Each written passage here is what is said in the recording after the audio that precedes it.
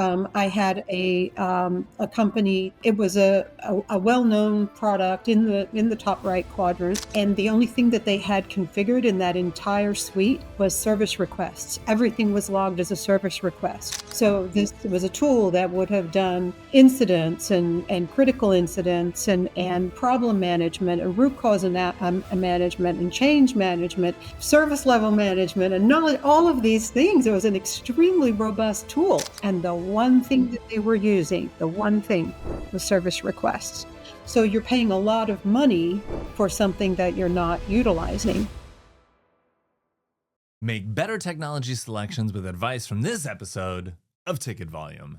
And you'll get expert advice on recognizing when you need change, tempering ambitions, making a business case, and traps to look out for. I'm joined this week by Sandi Conrad, Advisory Fellow at Infotech Research Group, my esteemed colleague Ignacio Harriague, Director of Product Marketing at InvGate, and Linda Lenox, Program Delivery Director at Hall's Culligan Water. And I hope you like this episode, both literally and metaphorically. What I would love to do is get started with you all. And I would love to talk about specifically, how do we know when something needs to change? What is the symptom of pain when it comes to productivity or IT operations or just work in general? What is the pain that exists before someone will take action and change out what I'll call a complex interconnected system, whether it be an ERP system, a CRM system, or a service management solution? Sandi, let's get started with you. What's your perspective? What are some of the pains that you see before people make a technology shift? Well, a great question. And one of the things that always surprises me is how much pain people will put up with before they make that decision, because it's just as painful to make that change. If you've got data that has to be moved or processes, and it's a lot of work. So that's usually they've gone quite a while without getting what they need. But it's usually what I'm finding is there's usually some kind of catalyst that they're trying to improve process and they can't get data. That's always a big one. And even if they're trying to pull data out of the system and use some other tools to understand what's going on, it often doesn't work well because there's always data problems. And it's usually something like that is finally the kind of the last straw of, we're trying everything we can to fix process, and we just can't make it work anymore. Like the tool is just not doing what we need it to do. And it's usually they've hit a wall and they're really struggling with it. Okay. So you've hit on some of the big ones. I think these are the ones that I think a lot of people are very familiar with, especially if you've been on the front lines. The processes just aren't good enough. They're not mature enough, or we're trying to make a change with a process and we're just not able to because of tooling constraints.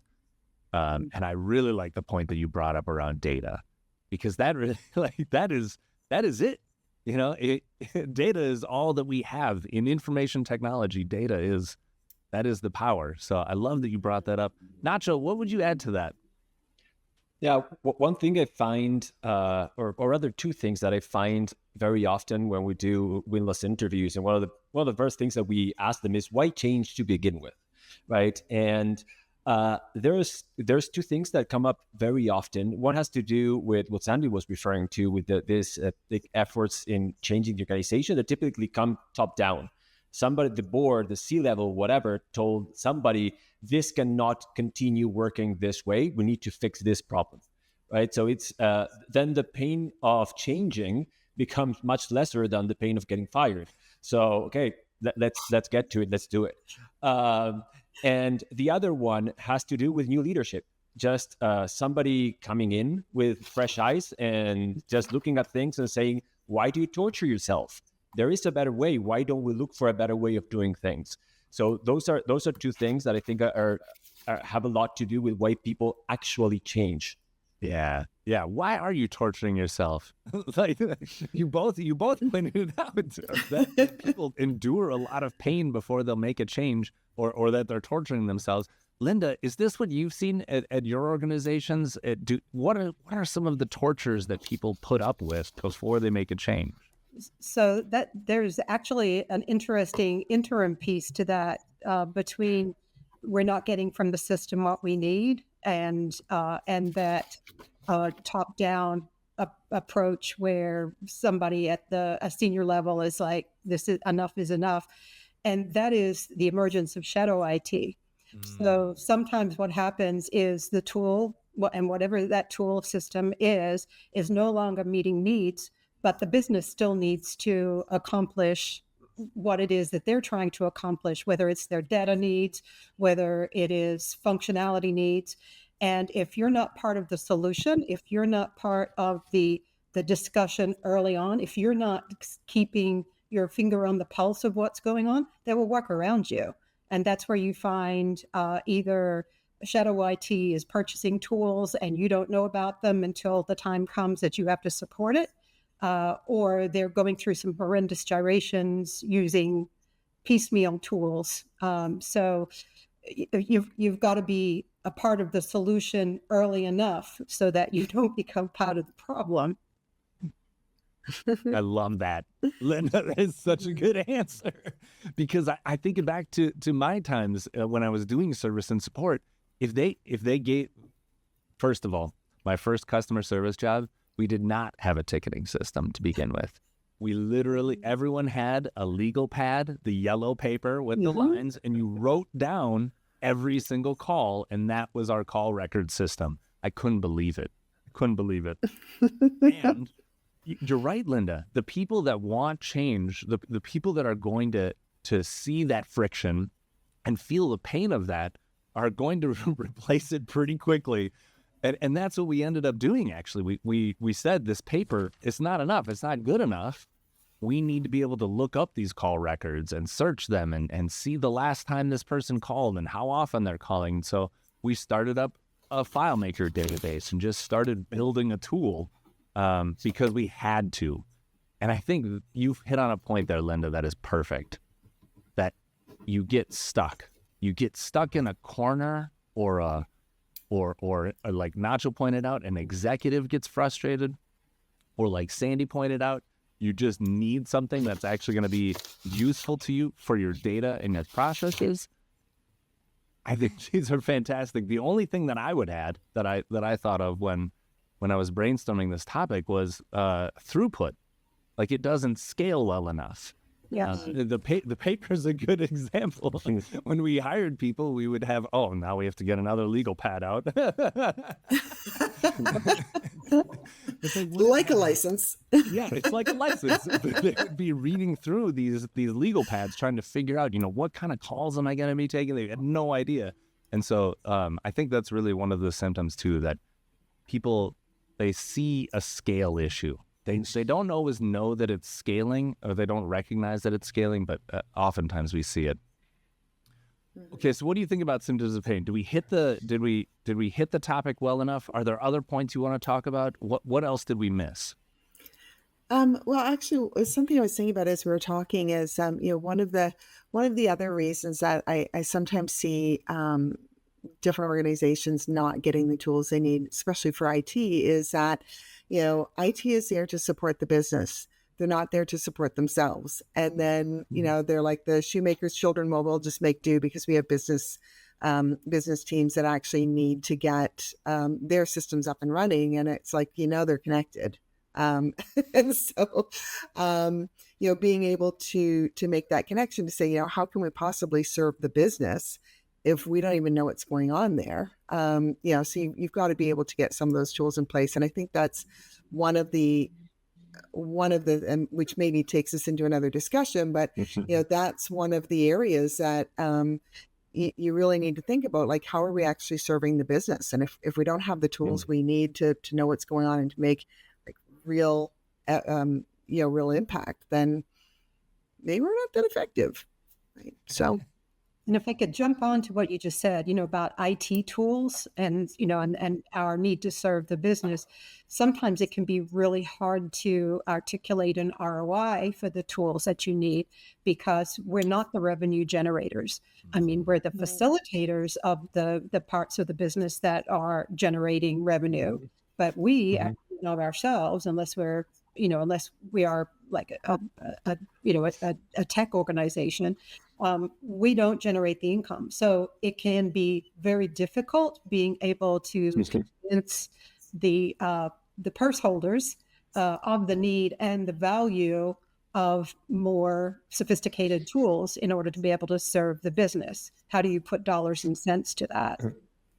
Yeah, that's so interesting, and that's something that I also see a lot when interviewing people and asking them why now, right? That's one is why change. The second question, of course, is why now. And a lot of them tell me budget became available, which typically means one of two things: somebody was able to articulate that business value eventually in a way that people would hear them, or it just we already got everything else that every other department needed, so now we can get to you, right? So Does that happen? If you don't spend it, you lose it, right? That kind of environment. Yeah. Yeah, exactly. It's use it or lose it. So yeah, we have this budget. Okay, so do you need something? Okay, there you go. I wish it wasn't an afterthought like that. I wish it wasn't just like, oh, coincidentally, we are going to improve this very important function in our organization. I can't believe that we actually let it get to that point when we're talking about the pain and torture that we're enduring. And then having to beg for money, having to justify it. That's so painful. We've been talking about this for 30 years. At least the last 20 since I've been in IT is the IT versus the business. And you hinted at it pretty well, Sandi, and I think you share my sentiment. We are one team. We are one organization. Yes, you can manufacture forklifts without computers. You can forge the metal, but you work up far enough upstream, you're going to find out that there needs to be CAD drawings, and those CAD drawings need to be run on computers and servers in most cases. And that is IT, and we are a revenue generator. I think we need to start saying that. I think we need to start changing that message from IT is a cost center or isn't generating revenue. I think we should change that. The mantra should be instead, IT helps us generate revenue. I think. Yeah. Yes. And that's how we have to be able to demonstrate how we facilitate the business, that we are in truth a service provider. Yes. So we can't be the people with the cool techie tools that don't know how to talk to the business. Everything that we do needs to translate to a service, a value add service that we are providing to the business. And so, then it makes more sense, right? So, we don't need to be talking about our sexy server farms or our cloud implementations and all of those things. That means nothing to most people in the business. They want to know what service do you provide to me that enables me to do my job effectively, efficiently, and generate that revenue. Absolutely. And I think, Linda, one thing that I've noticed, I'm curious about Sandi, your experience there, and Linda, yours as well, is that when I'm asking people, right, and trying to have them articulate what were the negative consequences of your having these issues and whatever, what were the negative consequences to the business? In many cases, they don't have the vocabulary to describe it. So they know that it was painful. They know that it was impeding some function, and there was a way to quantify that. But people tend to find it very, very hard to articulate exactly what that negative consequence was in terms of time, money, productivity, whatever it is, something that you can tie a revenue number to. So I'm very curious if you see the same thing on your side, Linda and Sandi. So, do you want to go first? Please. Go ahead. Oh, okay. One of the things I'll come back to is the data. So when we have, end users who really, everything is wrong, then they're just going to say like, this sucks, that the system doesn't work. It's hard to use. Can you fix it? And then, until you actually have that data and can say, well, we've gotten 18 people had the system just randomly shut down in the middle of a function. It's been spinning and, nothing, we don't know what's going on. And, you can look at all of those different symptoms and what are the problems around, this function versus that function. that's where you can start to go, oh, we understand what's really going on. We know how we can help you. As a business user, we can actually now help you articulate those issues. Like, are you seeing these kind of things? And then that's when they usually go, yeah, and then this happens and this happens. And like, you really have to know enough to be able to get them to go, aha, that's the problem. Right. So I think that's a big part of it. If you don't have something to support what the users are saying, then it's really hard to like have really, make a difference in how you're serving them and how you're providing that technology. So Linda, you got something to add? Yeah. So on the other side, it's really important that we partner with the business, that IT is also making the effort to understand and get to know the business, so that so that when you're making decisions, when you're making recommendations, when you're trying to understand what kind of functionality, because it's more than just going out and buying the latest, greatest tool, right? It's the capabilities and features of that tool. You've got to understand the needs of the business. So you're right. The business might find it very difficult from a technical perspective to articulate what it is that they need. But if we flip that around and IT embeds itself with the business, understands what the business is doing, then we can often see where the disconnect between current systems, the current data that's available to them, the functionality that's available to them, where those gaps are. So I think we need to make sure that we're looking at things as a partnership, but it's got to be a two-way partnership where IT doesn't find itself sitting in an ivory tower somewhere. Yes, that was both ways. Way to defend the business, Linda. I appreciate that. No, but it's important. It is. We do that to be ingrained in the business needs so that we understand it. Because we make flash decisions, really fast ones. Mr. Harriague, what have you got to add? No, that actually my point was more so that you were saying, right? IT cannot express the business need or the business impact that this lacking service is having. And it was so we were working on a case study with a client that's a retailer, and I asked them, so you had this issue where like things would take forever to get assigned, so these incidents in the billing system of your stores would take maybe 2 hours to resolve, right? And I started asking them, okay, so how much do you make an hour? I don't know, this amount of money. And how long is that cashier offline because of it? This long. And so what's the opportunity cost of that system being down? And then they were like, oh, I'd never thought of that. And this happens in every single store. And we have like 400 stores.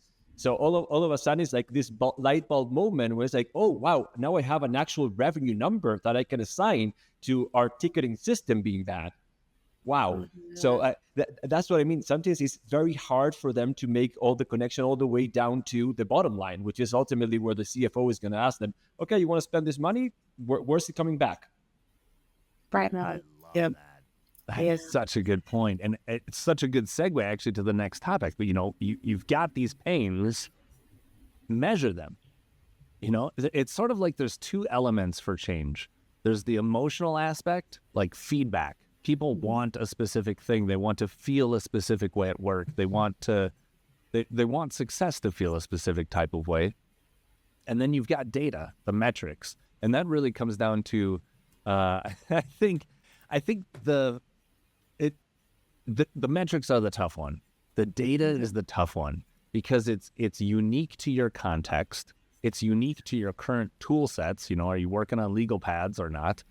And then it's also like, I don't know what I need to know. I can't believe I said at the end of that, but I don't know what I need to know, and I don't know where that data is. So Sandi, when you're, because I'll call you the advisor in this group here. You're always, and Linda, you're kind of in the same role, but you've been doing it independently for a little while, and Sandi's been doing it. You've been at ITRG for 15 years. I looked that up today. Unreal. Yes. I know. And so what data would you say is the most valuable? Like if in general, because it is specific to their context. So generally speaking, what would you say, like where can most people aim when it comes to metrics? Oh yeah. So what I find is a lot of the metrics that we're seeing are that people are using is really around, how many tickets do we have? What is the volume? What is the type of ticket? And then that's kind of where they stop. And when I kind of look at that and it's like, okay, that's interesting. I mean, that can help us know if we're staffed appropriately. Mm-hmm. But like, what's really going on? And so I think being able to get the level of detail where you can actually do some problem management, root cause analysis, look for trends, be able to actually take action on something. If I could only get 4 metrics and some of them are telling me like, how did I do this month? And the others are saying, what should I be doing next month? I'd go for the what should I be doing ones, because that's where you're really going to be able to see something and make a difference in how you're handling things. So, getting down to the level of like, what are the different categories? What are the, can you have closing codes so that you can actually find out like, what did we do? Was this a training issue or is this a configuration issue? And then actually proactively doing something with that to say, well, if it's a configuration issue, why do we have 70 of these? Because gosh, maybe we've got to do something to not have these configuration issues. Like, what are we doing wrong? So that's the type of thing I think that can make a big difference for IT and how they're supporting the business, and being actually able to do something with that data to help the business. High volume stuff. I like how you put that. Actually, the phrase I wrote down is, what's really going on? Because that is what we're trying to get to. Like, tell me the story. What is the story? In Nacho's case, he was talking about how, well, if your store is closed for 2 hours, you need to know how much that store usually makes for those 2 hours, and then just do the numbers. Or like that. At the financial level, I think it's a lot more simple because we just understand bigger chunks of money, more problem, bigger problem. But when it gets into the data, it gets more detailed. Like you were talking about categories, close codes, the story of what's happening it's so hard to capture because the devil is in the details. Linda, what would you say when you're building a business case and you're convincing people and you're collecting feedback and you're collecting metrics? What has been your feather in your cap? So I can think of 2 different scenarios. One is like post-incident review, when you've had a critical incident, and then having with a mature organization, you can have the no blame powwow post-incident review where we're not pointing fingers at each other. We're getting to the bottom of what really happened. But an important component of that is getting the business to partner in that scenario, because so often that just ends up being an IT thing, and asking them to help us understand what this cost you. So all outages are not created equal, as we know. So what did this cost you? For example, a collections department, they can tell you almost down to the penny with if they had X number of collectors unable to work for X period of time, they can tell you down to the dollars and cents how much that just cost the company. The same with if you're supporting storefronts, they're also able to tell you if they can't operate, they can tell you what that lost opportunity cost was. And then there's another way of doing it, and that's through observation. And I happened to be, in a previous role, I happened to be in one of our biggest stores during something that was close to an outage. It was down to a crawl. It actually turned out to be a database issue, and they weren't able to process loans at the normal speed. And I watched this line in the store get longer and longer and longer because at lunchtime, people were there to make payments. They were there on their lunch breaks, and things became very testy. I mean, it became very contentious. And so what I did was I videoed it, and then I sent it to the entire IT department. And I said, when you're hearing an outage at one of our branches, this is the picture that you need to keep in mind. So while there weren't actual metrics associated with that, a picture speaks 1,000 words, and that got the message across. And it was very impactful. So being able to tell the story from the perspective of the business, either through dollars and cents and post-incident review, or from being boots on the ground and actually seeing what the employees are going through when one of our systems isn't performing the way that it's supposed to be. Absolutely brilliant.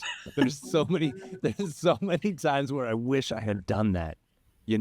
Just take a video, like literally show the pain. Like I was talking about data like it was a database, but Linda's talking about data like go take a video of pain and then show it to people. It's such a brilliant move. I love it. And you're right.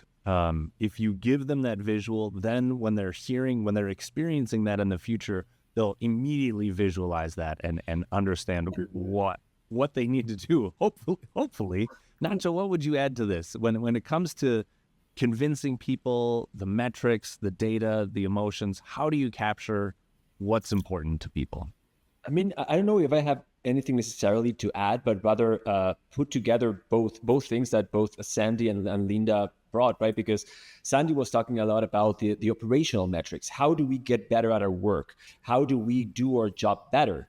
And Linda also brings something to the table, which is how do we prove our value? How do we make sure that people understand what happens when we're not performing at our best? What happens when these things happen? Right. So I think it's always important to have these two universes of metrics in mind. One is how can we get better at what we do? And the other one is how can we get better at proving the value of what we do? Oh, I like that. That one is good. Yes, that one is good. And such a key words. All those little words make a big difference. It's not just the value. It's more than that. Okay, so we're going to move on to the next topic. And I'm going to start with you on this one, Linda, because I think this is something that's near and dear to your heart. It's really, when you get to that point, you say, okay, these legal paths, they're not enough. This technology that I'm using, it's not enough. And I got approval. I've convinced the powers that be. The executives are saying, yes, we've got you. We've got your back. Figure out what you're going to do. How do we set scope? How do we say, this is the problem that we're fixing? Not this is the problem that we're fixing. So there's some art and there's some science involved in doing that, because you want to solve your immediate problem, but you've also got to have a good grasp of where you are in your maturity, journey. Because if you are, say, you're level 1 with your yellow legal pads, and you want to be able to get to level 2, level 3, level 4, and you're not going to want to put people through the pain of changing tools every time you make some progress. So you've got to start where you are, but also know where it is you're intending to go. And then you've got to look at a tool that is going to support where you are today and support iteratively where it is that you want to go. Too often when we're demoing tools, we tend to get distracted by the shiny things, right? Mm-hmm. And we tend to start getting all excited about all of these bells and whistles that our teams may not be ready for. So these are the important things to be aware of. It's, and this is sounding very ITIL if you think about it. Start where you are, right? Progress iteratively. And, where did you want to go? Did I get there? And then start all over again. And so I think mapping these kinds of things out are a very important part of figuring out what it is that you need to be implementing. I love it. That's so fantastic. That self-awareness, knowing where you are is really hard. And I love the way that you painted it actually around maturity. Like you're at a level 1 or a level 0 or whatever it is you want to get to. Well, you are going to have to go through a transition. It's going to be expensive. It's going to have pain. Like you're going to get there, but it's going to be a problem. And then you need to be realistic about your timeline too. Because if you're buying a tool for 3 to 5 years, let's say, you just, that's how often you want to change. How much maturity can you gain within those 3 to 5 years? It's like, it's a realism thing. I think we delude ourselves into thinking we can do anything sometimes. Sandi, what would you add there? Do you have clients who try to do everything? Of course. Everyone has the best ideas. And I think, there's a few things. And to go back to something that Linda said as well on, looking at those shiny things that the vendor is showing you, doing a requirements gathering, right? Understand who's actually going to be using the product, if you're going to be expanding it out to the enterprise, if you're going to be adding functionality you didn't have before, like take a little bit of time to figure out what that means, and put together some use cases. You get this big list of requirements and you hand that to a vendor and they go, yeah, we do all that. But then, when you say, oh, well, I need this in the context of asset management, or I need this in the context of a portal, then it becomes a much more specific view of that requirement. And then you can actually make sure you're staying on track and going, okay, well, you know what? We have to get this foundational stuff. It's great that you've got all these cool, shiny things, but like, we're not going to be ready for those for 3 years. So like, and you say you've got an asset, but do you really? Because not everybody does. And so really, understanding what that means, I think is a big part of it when you're setting that scope. And then the other thing that I often talk to clients about is, well, where are you coming from, and what have you tried to do with the tool that you have? So I've had a few clients who have come to me and they've said, we've got this tool and it's awful. It doesn't do what I need it to do. And so like, I need something else. And then I talk about the requirements and I go, that tool does all that. And they go, no, it doesn't. Okay. How did you configure it? Have you talked to their client success team? Have you looked at whether, like you're using a 15-year-old version of it, or are you using the one that's available today? So we have those discussions, and sometimes they go back and they fix it. And then they go, oh, it does all those things. So it gets you to that value much quicker because you don't have to put out an RFP and all that sort of thing.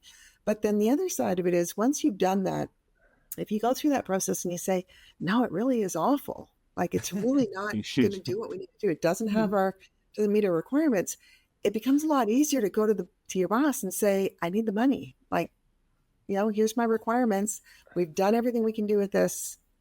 It's just not going to make it, right? So it becomes a much easier discussion when you can say we've exhausted. I mean, you don't want to spend too much time on it, but we've exhausted the options of what we have, right?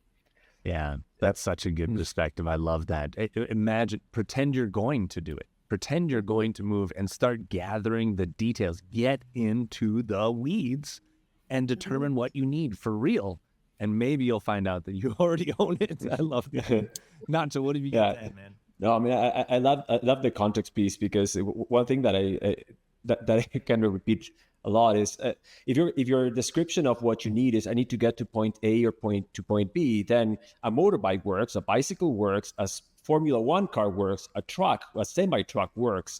So if you're not very specific in what your needs are and what that context is, you might buy a Formula One car when really you need to transport 4,000 kilograms or something from one place to the other, and then it's a terrible choice, right? And then to Linda's point, I love cars. But if I got a Formula One car, first, I could never maintain it because I don't have money for a pit crew. And then if I started driving it, I would kill myself in 100 years. So it's a terrible idea. Even if it's flashy, even if it's great, it's amazing. But in my hands, it's a danger, and it's a bad decision. That is a great point. That is such a good point. Don't buy the wrong tool. I never thought about them like cars like that. My daughter's learning to drive, and she gets in and she just goes straight to the music. Turn the music on. I'm like, honey, start the car. We're gonna put our foot on the brake, and then we'll put it into drive. Like, it's the same thing in IT. Totally. We get distracted by the flashy. If I want to drive a Ferrari, heck yeah. Even if I'm transporting 4,000 kilos of uranium, I still want to drive a Ferrari. I don't know. How do you get the Ferrari experience in assembly? Now we're just inventing products. You just go flagged by the NSA also. Yeah, exactly. And speaking of products, we'll get back to ticket volume in a second, because I want to talk about InvGate. InvGate is an IT software company that focuses on customer needs instead of shareholder value. InvGate has 2 software titles, one called Asset Management, which makes managing all your IT devices and assets easy, and another called Service Management, which lets you do, well, anything else.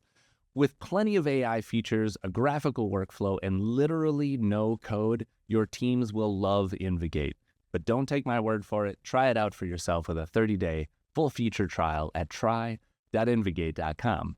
And now, back to Ticket Volume. That little break brought to you by InvGate.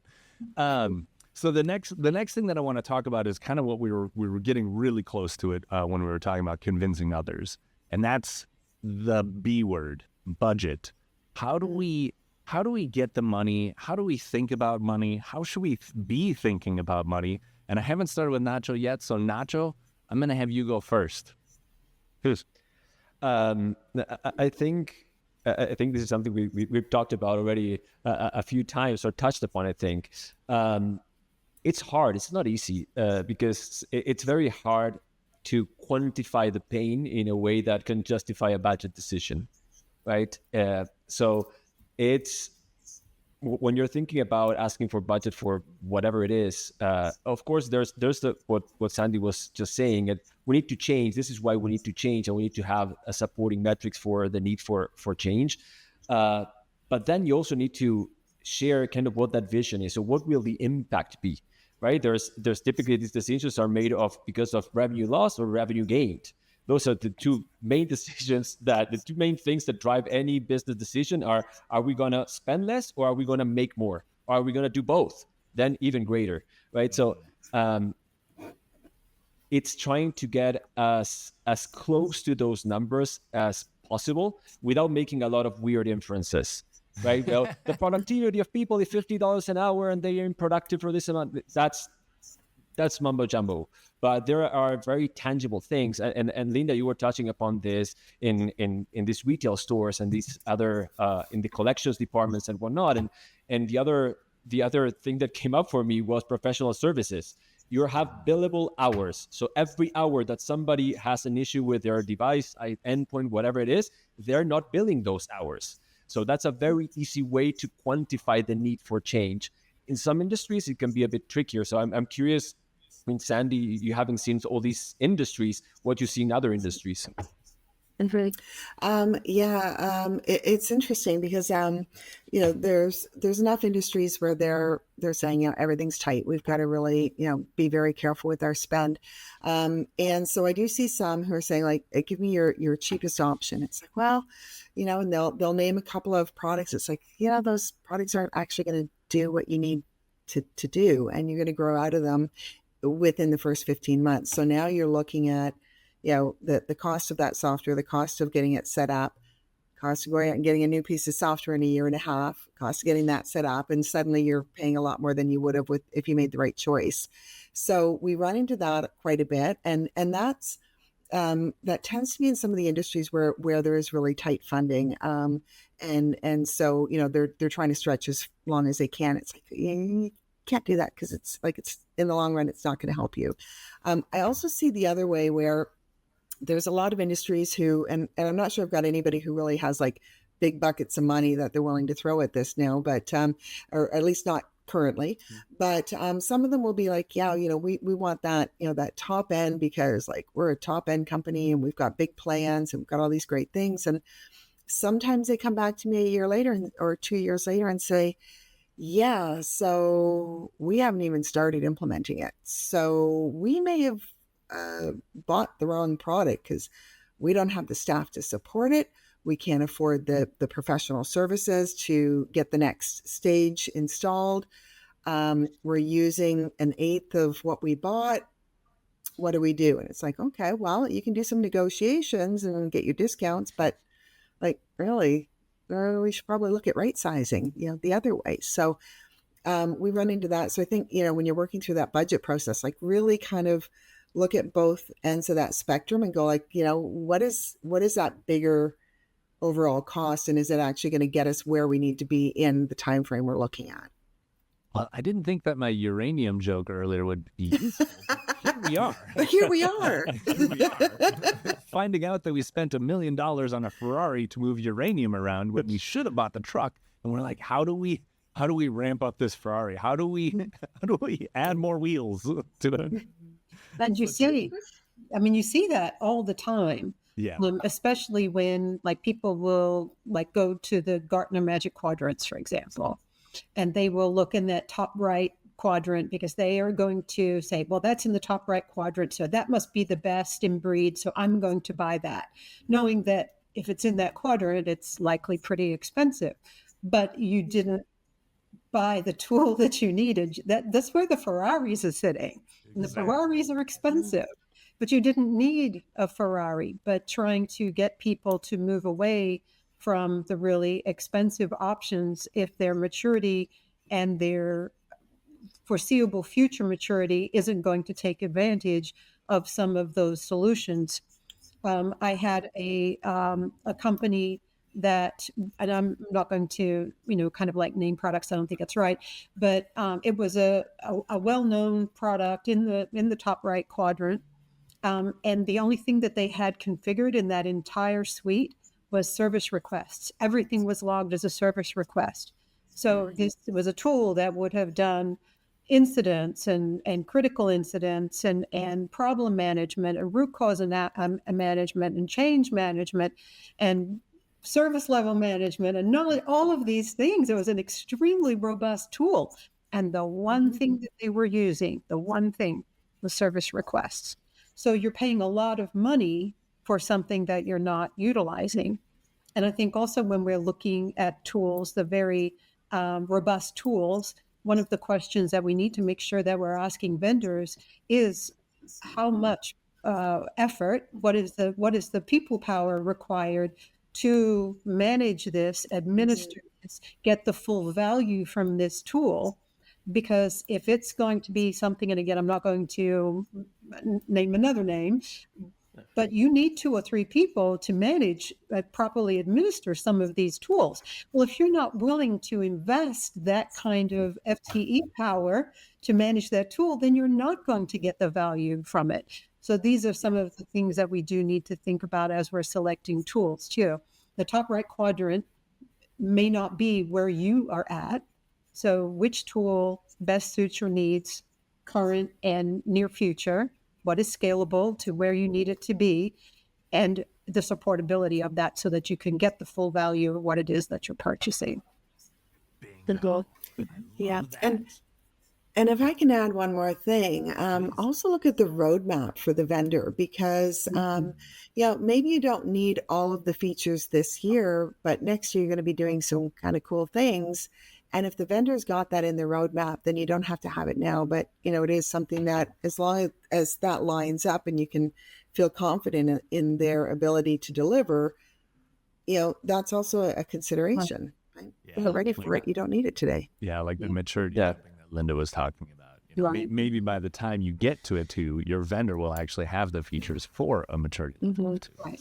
Yeah, and I think to Sandi's point, the other piece is also look back at what's happened over the past 3 years, because promises are very easy to make, right? Anybody can put whatever in a deck. I can put that we will build rockets in 3 years. That doesn't make it true necessarily because we have 0 aerospace engineers in the team. So it's important also to see kind of what that trajectory looks like for them to see, will they actually deliver on these promises or is it just that? Yes. I love that. That's where personal testimony comes in too. You talk to some of the customers from some of these platforms and software vendors, and it's like, that they're reasonable. They're reasonable people. Or I heard that their support team is really hard to work with, so just stay away from them. I want to go back to what Sandi said though, because I think it's really, really important that you need to understand the ROI. You need to understand the total cost of ownership, because ROI minus total cost of ownership equals your value. And some of the things that really stood out to me is that you pointed out, it's not just a cost of taking the action. There's also a cost to not taking action. And then I'd really like what you pointed out. You may be taking action in the wrong direction, and the cost of that is even greater. So it's sort of like, it's easy to think, okay, I'm going to pay for this tool. It's going to give me what I need, and we're going to move on. But in reality, if you're making the wrong choice, the total cost of ownership and the ROI both get affected in a negative way. So you really need to know your stuff. And some of the stuff that comes up when we talk about total cost of ownership, we brought it up here. Implementation, how much does that actually cost? So like the switching costs. We brought up recurring costs. Nacho mentioned the pit crew. It's expensive to have a team managing this stuff. And then as you use it, sometimes there's usage fees that go along with that. And then there's all the hidden stuff, the stuff that you aren't prepared for, like training people, the org change. Maybe there is a rollout that there's a downtime during a rollout and you need to plan for that. And I think what's really important, or one of the steps that I think is really important that I wonder what you guys think about is how do you get general pricing? How do you understand like what is too expensive for a Ferrari? What is too expensive for a semi-truck? How do you know that you're not getting ripped off? Yeah, a couple of quotes for sure.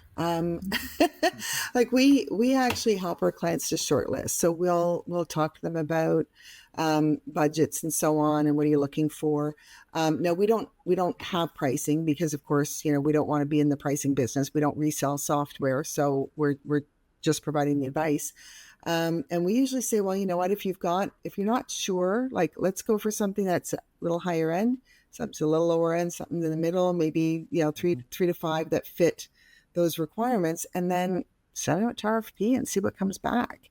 Don't do the demos until you see who's in your pricing range, right? And then you can kind of go from there and negotiate and so on. So yeah, okay, that's cool. I just wanted a perspective on that because I didn't really know it. Linda, do you have something to add? So it helps to know people and build relationships with people who are in the reseller space, because if you have those relationships, you can often get kind of like inside track information. I mean, we know that nobody's charging list. We know that, right? So typically when you get that initial quote, it's going to be list because then they want to wow you with the discount that they're going to give you. And then if you're looking, you're doing this through a reseller, you know that the reseller is also getting a cut of that discount.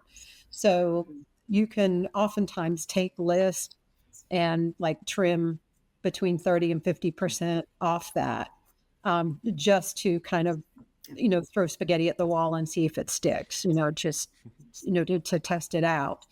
So, utilizing those relationships with resellers, those informal relationships can be very helpful.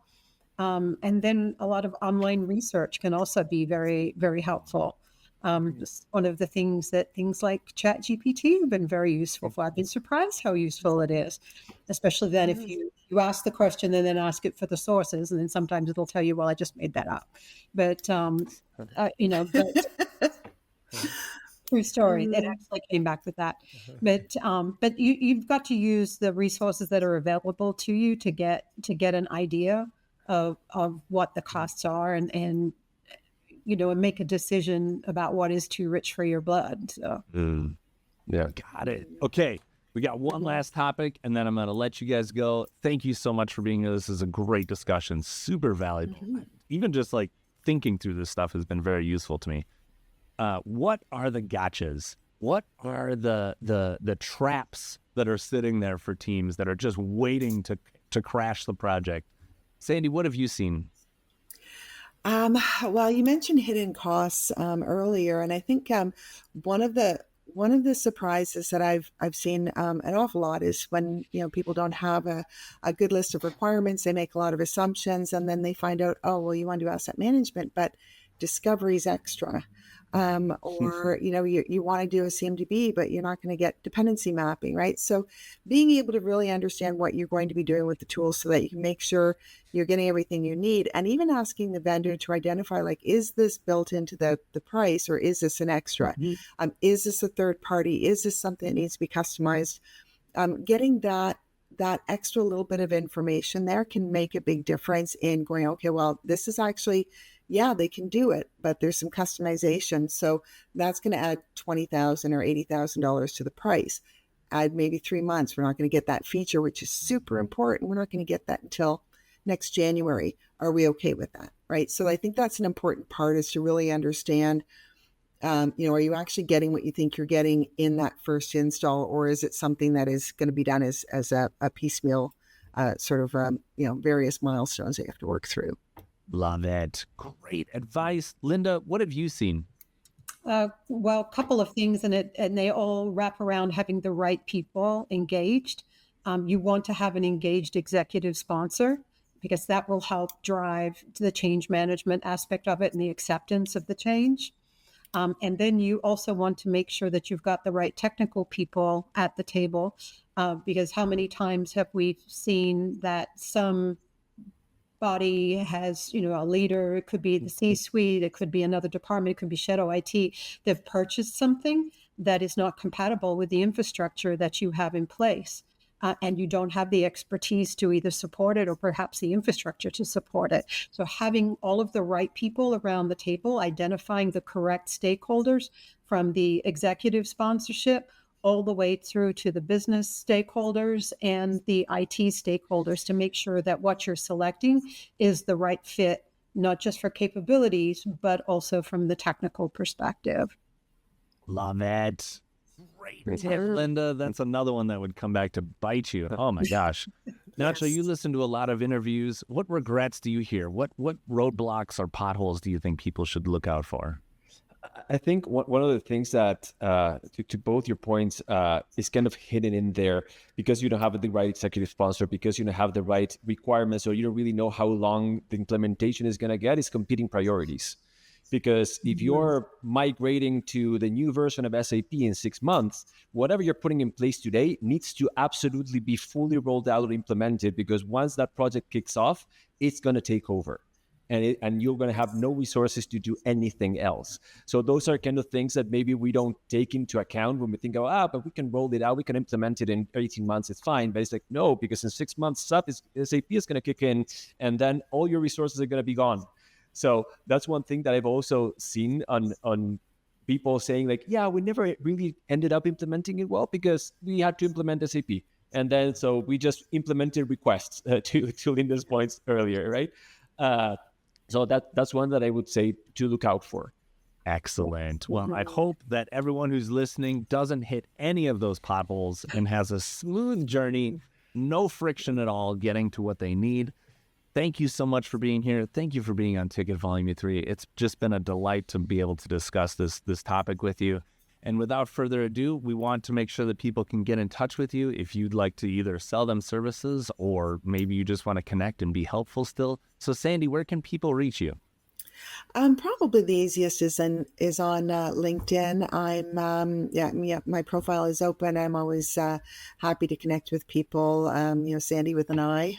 So if you're looking for me and find another Sandi Conrad that's not with an I, not me. So yeah. Doppelganger. Linda? Also, the best place to get a hold of me is on LinkedIn. So at Linda Lenox with one N. I'm a one N Lenox. Yes. But yeah, I'm always happy to help and build relationships and give advice. So Appreciate it. We appreciate all you're doing to help this industry. Nacho, how about you? How can people get in touch with you? I'm also going to say LinkedIn, and I'm not going to say my last name because it's too hard. So I'm going to just rely on our editor to put it down there beautifully so people can actually figure it out. Yeah, no one knows how to spell Harriague, especially when you say it out loud. So yeah, it's going to happen. Exactly. So apologies to everybody that's listening on Spotify or Apple. I'm sorry. It's just impossible to pronounce. And for our audience, thank you for listening. I challenge you to comment. Did you like today's episode? Tell us so we know. And please get in touch if you'd like to get involved with Ticket Volume. Huge shout out to InvGate for sponsoring and making Ticket Volume possible. It is our combined dream to improve IT services, because good service is good business.